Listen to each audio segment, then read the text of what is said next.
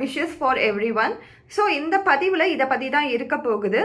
நம்ம இந்தியாவை பொறுத்த வரைக்கும் எந்த அளவுக்கு நம்ம வந்து ஃபிசிக்கலாக ஃபிட் ஆகணும் அப்படின்னு சொல்லி ஒரு முயற்சி எடுத்து என்னென்னலாம் நம்ம பண்ணிட்டு இருக்கோமோ நம்ம வாழ்க்கையில், அதை நம்மளுடைய மென்டல் ஹெல்த் அதை பராமரிக்கிறதுக்கு கொடுக்கறதுக்கு கிடையாது. இன்னும் பலவிதமான அவேர்னஸ் வந்துக்கிட்டு தான் இருக்குது.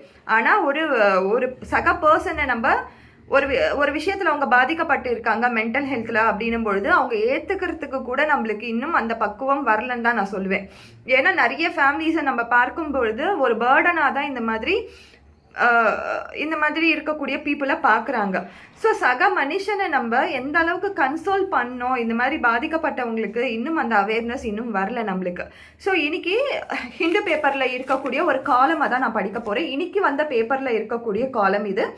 அக்டோபர் 10 அன்னைக்கு Indian mental health crisis, the cries and the scares அப்படின்னு கொடுத்துருக்காங்க. இதில் நம்ம பார்க்கும்பொழுது according to accidental death and suicide in India அப்படின்ற அந்த பர்டிகுலர் சர்வே எடுக்கிற நிறுவனம் கொடுத்துருக்க அந்த பர்சன்டேஜ் பார்க்கும்பொழுது தெரியும். 1,71,418 suicide cases India across India வருது ஒரு வருஷத்துக்கு அப்படின்னு கொடுத்துருக்காங்க. தி ஹையஸ்ட் ரேட் எங்கே வருது அப்படின்னு நம்ம பார்த்தோன்னா அந்தமான் நிக்கோபார், சிக்கிம் அண்ட் கேரளா. அதுக்கு அடுத்ததாக நம்ம பார்க்கும்பொழுது மகாராஷ்டிரா, தமிழ்நாடு, மத்திய பிரதேஷ் இந்த மாதிரி வருது. ஸோ இது எதனால் சூசைட் கேசஸ் அதிகமாக வருது அப்படின்னு நம்ம பார்த்தோன்னா family issues, marriage allegations and financial issues. இதால தான் மோஸ்ட் ஆஃப் த பீப்புள் வந்து சூசைட் கமிட்மெண்ட் பண்ணுறாங்க அப்படின்னு சொல்லி இதில் கொடுத்துருக்காங்க.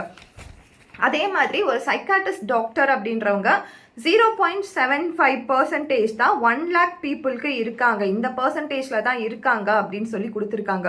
ஸோ ஒரு வைடான ஓப்பனிங் இருக்கக்கூடிய ஃபீல்டு இதுதான்.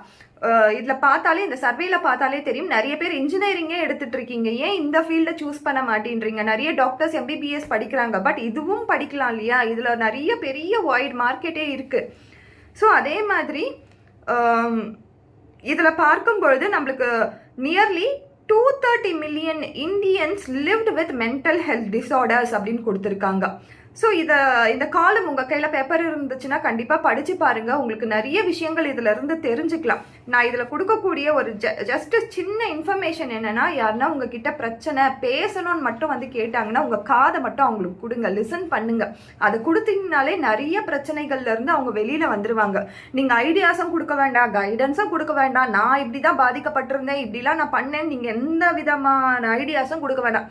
ஜஸ்ட் உங்கள் காது கொடுத்து உங்கள் டைமை மட்டும் கொடுங்க. அதுவே அவங்களுக்கு லைஃப் சேவரா